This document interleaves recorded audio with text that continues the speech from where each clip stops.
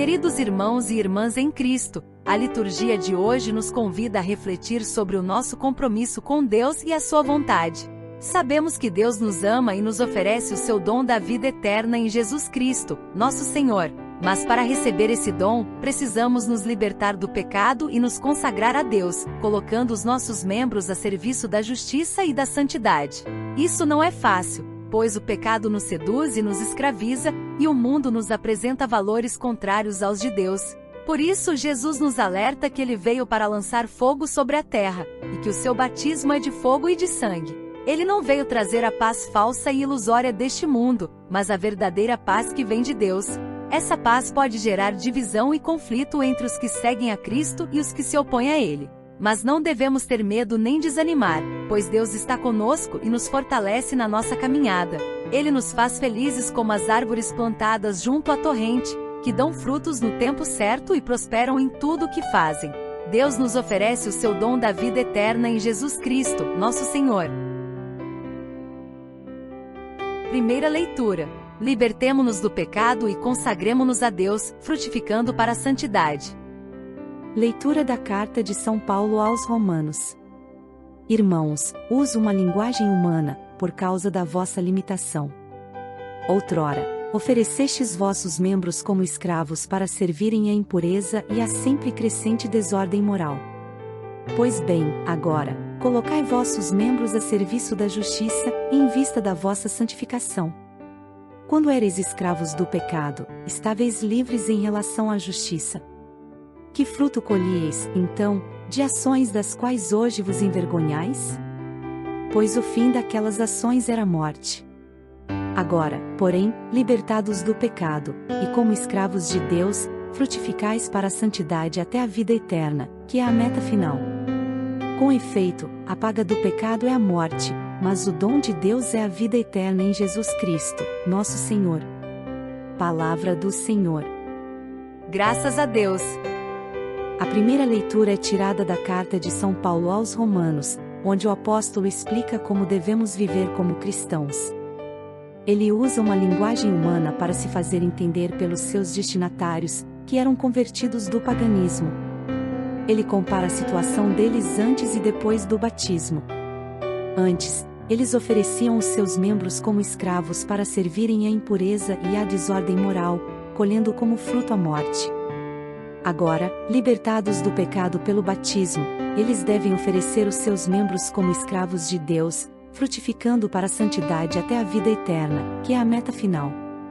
A paga do pecado é a morte, mas o dom de Deus é a vida eterna em Jesus Cristo, nosso Senhor. Podemos aplicar essa mensagem à nossa vida, reconhecendo que também nós fomos libertados do pecado pelo batismo e chamados à santidade. Devemos examinar como estamos usando os nossos membros, se para servir a Deus ou ao pecado, se para promover a justiça ou a injustiça, se para edificar ou destruir. Devemos lembrar que o nosso corpo é templo do Espírito Santo e instrumento de salvação. Devemos usar os nossos membros para glorificar a Deus e servir ao próximo com amor. Salmo responsorial. Sejamos felizes como as árvores plantadas junto à torrente, que prosperam em tudo o que fazem. É feliz quem a Deus se confia. Feliz é todo aquele que não anda conforme os conselhos dos perversos, que não entra no caminho dos malvados, nem junto aos zombadores vai sentar-se, mas encontra seu prazer na lei de Deus e a medita, dia e noite, sem cessar. Eis que ele é semelhante a uma árvore, que à beira da torrente está plantada, ela sempre dá seus frutos a seu tempo, e jamais as suas folhas vão murchar. Eis que tudo o que ele faz vai prosperar.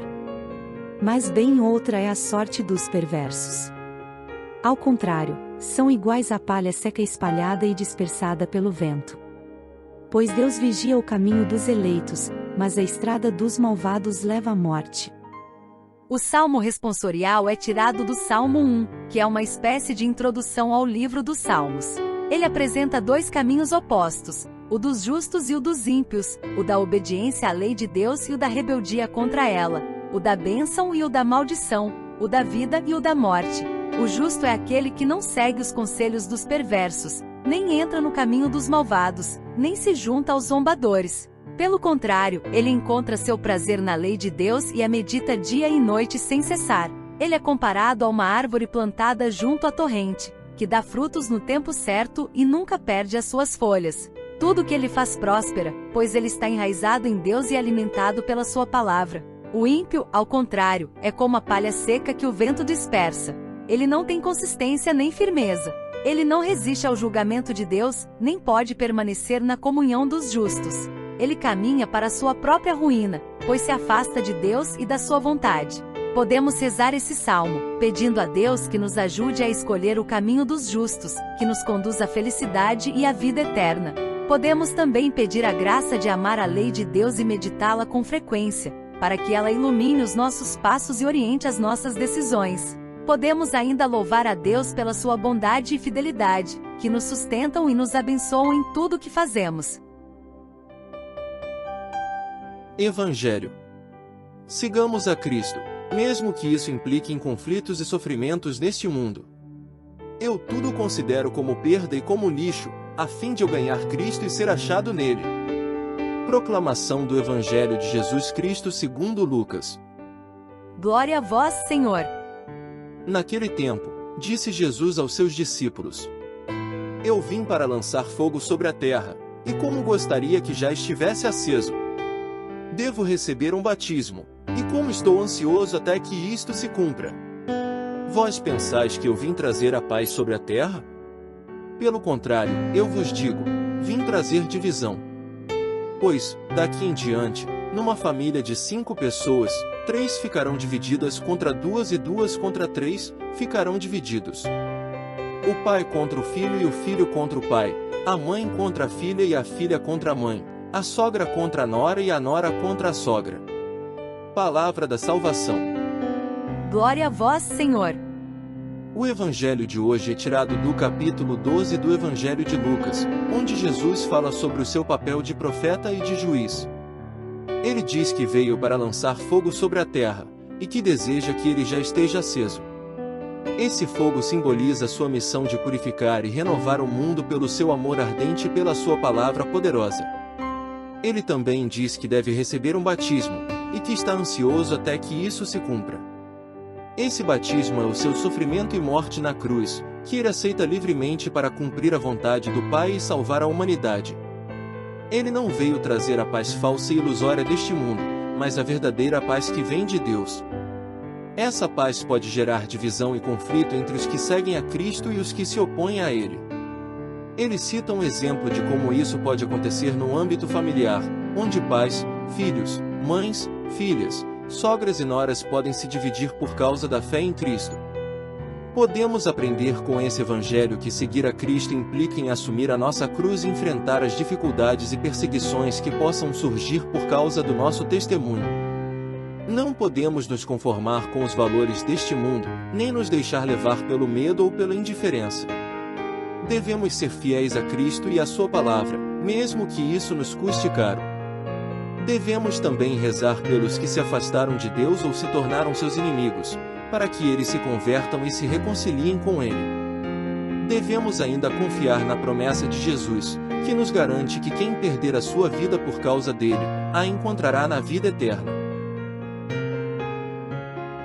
Queridos irmãos e irmãs, a liturgia de hoje nos ensina que Deus nos ama e nos oferece o seu dom da vida eterna em Jesus Cristo, nosso Senhor.